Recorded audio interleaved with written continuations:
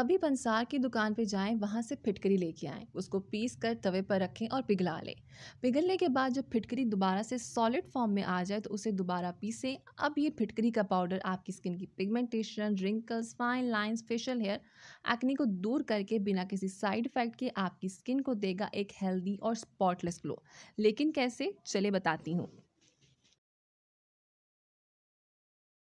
फिटकरी, जिसे एलम भी कहा जाता है, ये कुदरती मादी नमक अपने अंदर बहुत से तिब्बी और घरेलू फवाइद रखता है। आज की इस वीडियो में हम बात करेंगे कि किस तरह से फिटकरी का इस्तेमाल आपकी स्किन हेल्थ को बेहतर बना सकता है। फिटकरी का इस्तेमाल आपके चेहरे की पिगमेंटेशन, अनइवन स्किन टोन, चेहरे के ऊपर मौजूद दानों के निशानात को ठीक कर सकता है। ये एक बहुत ही बेहतरीन एक्सफोलिएटर के तौर पर काम करता है, जो कि हमारे चेहरे के ऊपर मौजूद डेड स्किन लेयर को रिमूव कर देता है। डेड स्किन की वजह से हमारा चेहरा पिगमेंटेड और अनइवन लगता है। जैसे ही हमारे चेहरे के ऊपर से डेड स्किन लेयर रिमूव होती है, हमारी स्किन हेल्दी और ग्लोइंग लगती है। फिटकरी को आप एज अ डेली स्क्रब के तौर पर भी इस्तेमाल कर सकते हैं। ये हमारे पोर्स को क्लीन करता है, ब्लैक हेड्स और वाइट हेड्स को ख़त्म करता है, स्किन डिस्कलरेशन का मसला भी ठीक कर देता है।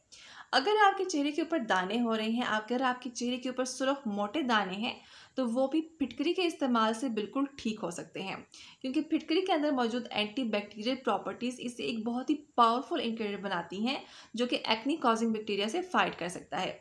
इसीलिए अगर आपके चेहरे के ऊपर दाने हैं, दानों के निशानात हैं, तो वो इस रेमेडी के इस्तेमाल से बिल्कुल ठीक हो जाएंगे।